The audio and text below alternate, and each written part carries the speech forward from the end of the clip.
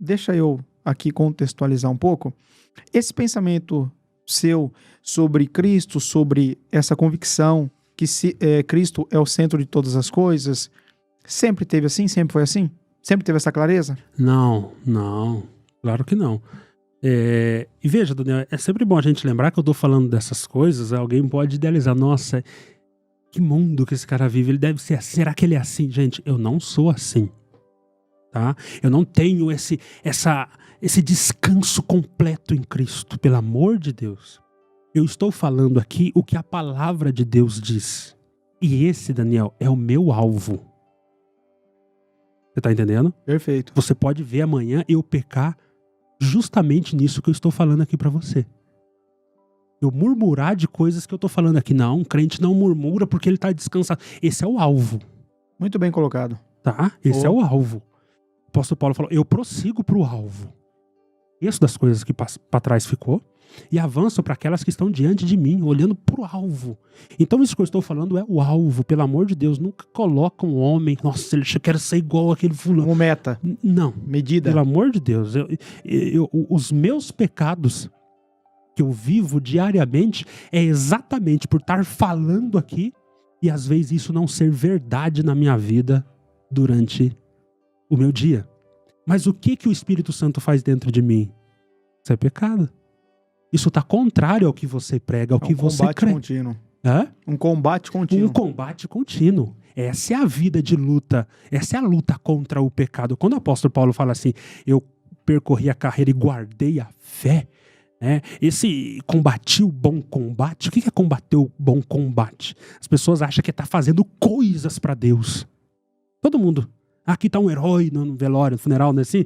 O funeral que eu ia era um palco de heresias. Aqui está um herói que combateu o bom combate, fez isso, fez aquilo, tocou clarineta, construiu, pintura. Isso não é bom combate. Bom combate, percorrer a carreira e guardar a fé, Daniel, é você continuar crendo nesse ideal bíblico. Porque amanhã vai vir situações na tua vida que vai falar assim para você, Daniel, todas as coisas não cooperam para o bem, não. Aqui foi sacanagem. Deus não poderia ter feito isso. Você vai ser tentado a isso. E o que é guardar a fé? Não. Senhor, eu não estou entendendo nada. Eu não estou vendo nada. Está uma tempestade aqui que eu não consigo ver nada. Mas eu creio na tua palavra. Fé, Daniel, é você continuar crendo. Continuar crendo no que Deus disse na sua palavra. Não é crendo em promessas que Deus não prometeu. Ok? Eu fui buscar uma palavra há 20 anos, Deus falou, esqueça, isso é bobagem. Pelo amor de Deus, não fundamenta a tua vida cristã em cima disso. Ok? Fé é crer no invisível, mas que está aqui. Ok? Então, esse é o meu alvo, Daniel. Sim. Tá? E para Cristo se tornar tudo isso que eu estou falando, essa é a minha luta. Eu só começo a amar Cristo a partir do momento que eu só começo a amar Cristo a partir que eu tenho um relacionamento profundo com Ele. Quando é que eu começo a confiar numa pessoa? Quando eu começo a conhecer o atributo dela, o caráter dela.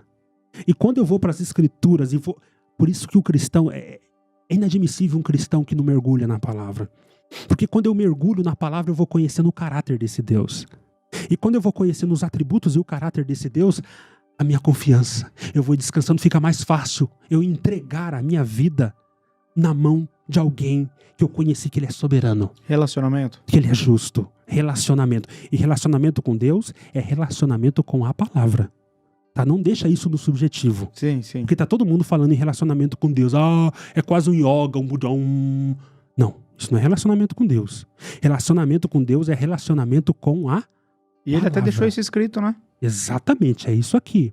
Um cristão, ele mergulha aqui na palavra. E aqui na palavra ele vai conhecendo os atributos de Deus. E quando eu vou conhecendo, por isso que doutrina, Daniel, muda a tua vida.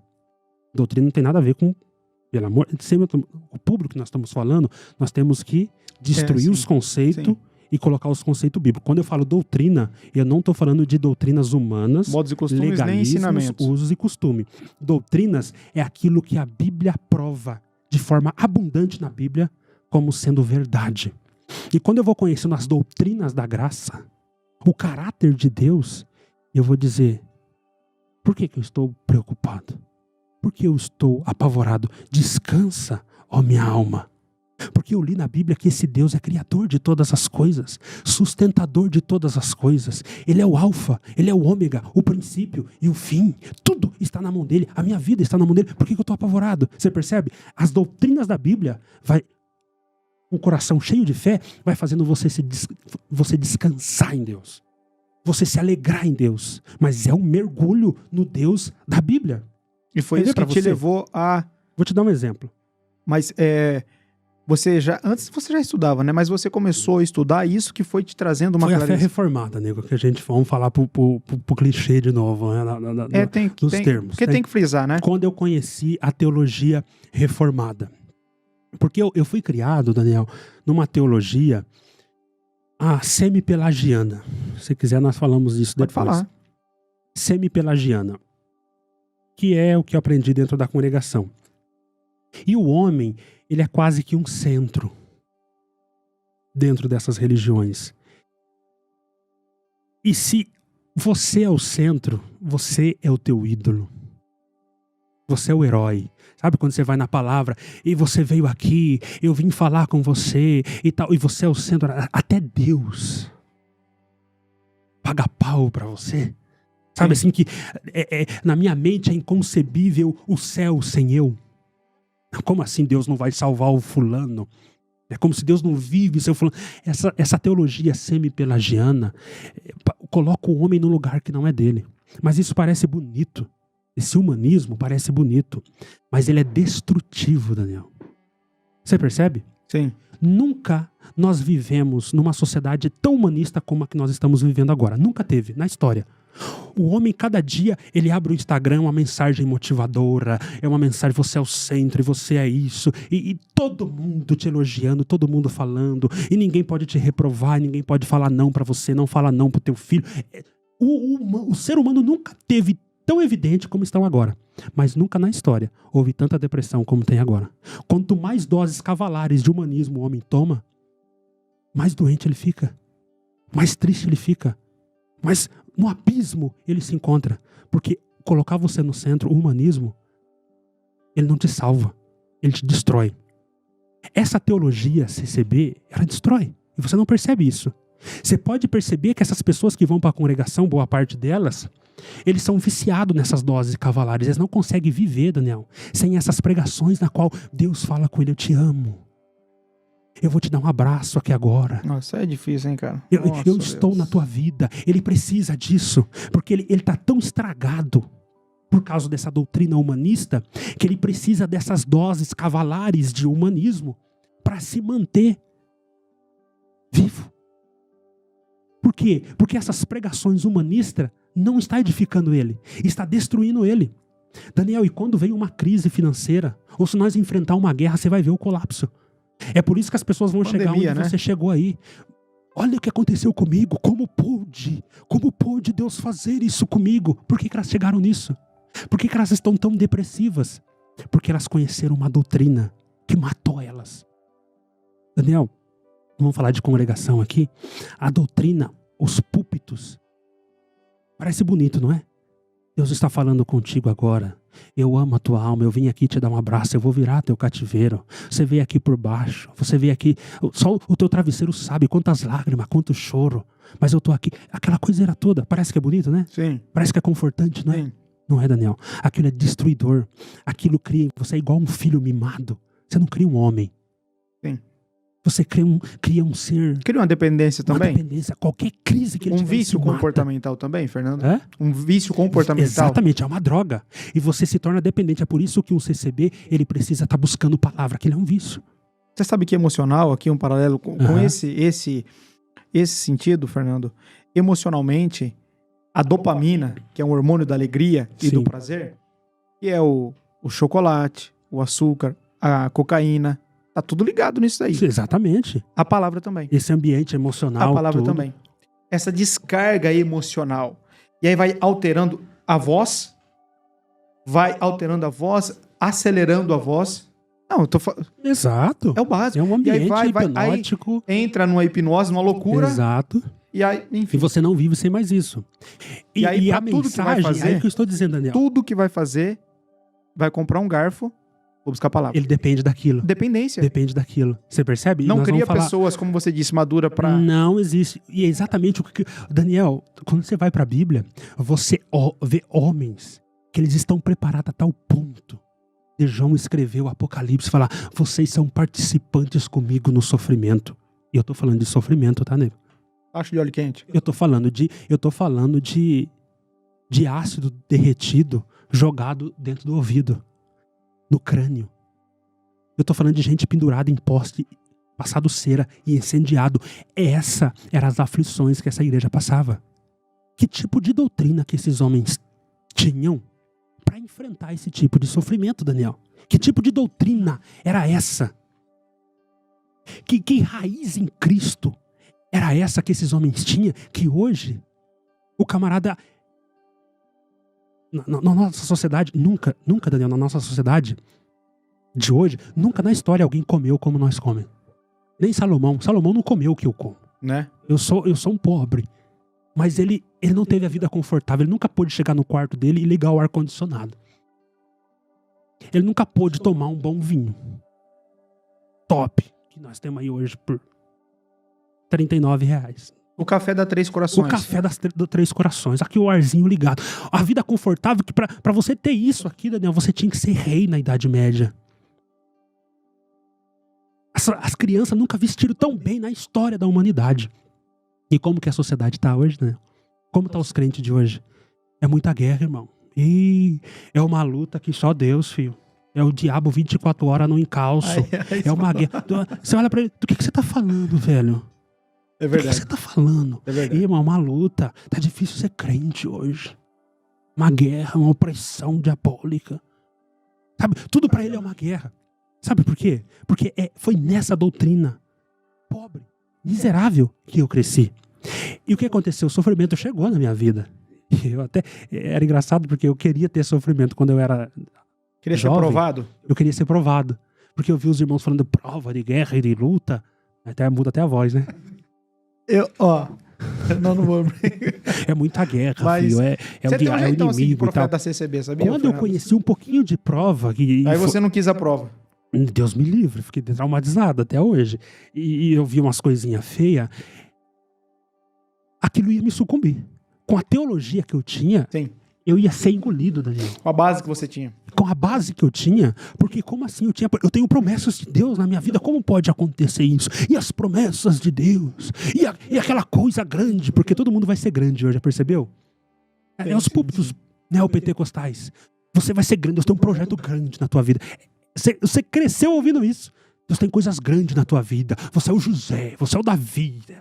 Você vai ser o ápice. E aí quando a casa cai, você fala, peraí. Foi nesse tempo que Deus providenciou para mim uma teologia robusta. E a teologia robusta, Daniel, não tem nada a ver comigo. Eu percebi que o mundo não tem nada a ver comigo. O mundo que eu estou dizendo, tudo que foi criado, não foi criado para dizer respeito a mim. Tudo que Deus fez foi para mostrar o Filho. Tudo que o Filho faz é para mostrar o Pai. Tudo que o Espírito Santo faz é para mostrar o Filho. A história do mundo, cada coisa que existe aqui, existe por causa dele. Nele. E para ele. Você, Daniel, você é um ser depravado, caído. Não fala assim não que você me chateia, pô. Você vê? Caído. Você merece a ira de Deus, porque você é um pecador. Porque você pecou contra ele. E tudo o que existe aqui, tudo que Deus fez, Daniel, é para redundar em glória para esse Deus trino. Parece que isso é muito forte, não é? É muito forte eu falar que o teu filho lá de quantos aninhos, ele é um pecador. É muito forte, você não pode falar essas coisas. Não. Quando você crê nessas doutrinas que é forte, que não diz respeito a você, você cria raízes profundas em Deus. Capaz de suportar sofrimentos. Porque você percebe que o mundo não diz respeito a você, mas diz respeito a Ele. E se for morrer por causa dele, eu morro. Mas quando você é o centro, você não aceita uma dor de cabeça prolongada. Você está entendendo? Sim. Então, quando eu conheci a teologia reformada, e a teologia reformada, como nós falamos na live passada, o sola, sola, sola, sola, o último sola é soli deo glória, somente a Deus glória. Tudo isso é para que Deus receba a glória. E eu? Não é nada, velho. Por graça você entrou no processo para Deus mostrar a graça dele nos vasos de misericórdia. Tudo, o apóstolo Paulo vai dizer, é para louvor e honra da sua graça, não diz respeito a você. E olha que coisa linda, Deus te colocou no projeto de exaltação do Filho. Você está no projeto, mas o projeto, o final dele, não é apontar para você, é apontar para ele. E você está incluso, e você é beneficiado, e você está cheio de graça. Mas tudo isso é para redundar em glória para ele. Quando eu conheci essa teologia, aí você olha assim, mas peraí, eu mereço qualquer tipo de sofrimento que acontecer comigo por mérito meu. Mas se tem alguma coisa boa na minha vida agora, como tomar um café, isso é graça. Então minha vida agora para de ser de lástima e de reclamação, mas de glória, porque eu não mereci um copo d'água, mas por graça eu estou bebendo essa água. Aí eu vou entender o que é, quer bebais, quer comais, quer façais qualquer outra coisa, faça para a glória de Deus. Tudo aqui, tudo que eu tenho aqui é graça. E quando essa teologia ela é impregnada no seu coração, a tua vida é de adoração. E te deu um choque quando você começou a conhecer? Um choque muito grande que mudou minha Confrontamento vida. total, né? Hã? Confrontamento total, Total, né? muda toda. Porque vai de encontro com tudo aquilo que foi apregoado durante a sua vida, né? Eu acredito, não sei. Não é uma reforma que Deus faz. Desconstrução. É uma desconstrução total. O cristianismo bíblico, ele não veio para reformar algumas coisas. Ele veio para crucificar você, Daniel. E fazer você ressuscitar com Cristo uma nova criatura. É uma mudança completa de cosmovisão, de estilo de vida. E agora o chamado é crescer nisso. Crescer nisso. E fazer com que essas verdades que eu aprendi na teologia se tornem verdades para mim. Porque toda vez que você me vê murmurando, eu estou indo contra aquilo que eu creio. Toda vez que você me vê triste, olha aqui, ó, tristeza profunda, a ponto de dizer, não vale a pena viver, eu estou indo contra aquilo que eu disse que creio. E o Espírito Santo vai fazer o que em mim? Vai me lembrar daquilo que Jesus, daquilo que a sua palavra, o Espírito Santo faz isso. O que é guiar em toda a verdade? Como é que o Espírito Santo me guia em toda a verdade? É fora das Escrituras? Deus vai trazer na tua cabeça aquilo que você nunca leu, nunca ouviu? Não, não, não. O Espírito Santo vai te levar a confrontos com a palavra de Deus. Por isso a necessidade de uma igreja bíblica. Uma igreja bíblica, sabe como é que você sai de uma igreja bíblica depois de um culto? Destruído, né? Porque ali não é mensagem motivacional. Não é em êxtase. Não é como você vai se dar bem na vida. Não, não. É uma mensagem que te confronta. É até chato, Daniel. Sabe? Para o homem natural. Por isso que uma igreja bíblica que prega a palavra, aqui está outra coisa interessante. Ela faz duas coisas, uma igreja bíblica. Ela espanta bode e atrai ovelha. O bode, o bode não consegue entender uma vida que é para a glória de Deus. O que é isso? É ridículo. Eu vou viver minha vida. Eu quero ser feliz, eu tenho que conquistar coisa, eu tenho que... Esse é o homem. Mas uma ovelha não. A ovelha, o que ele mais quer é Cristo ser glorificado.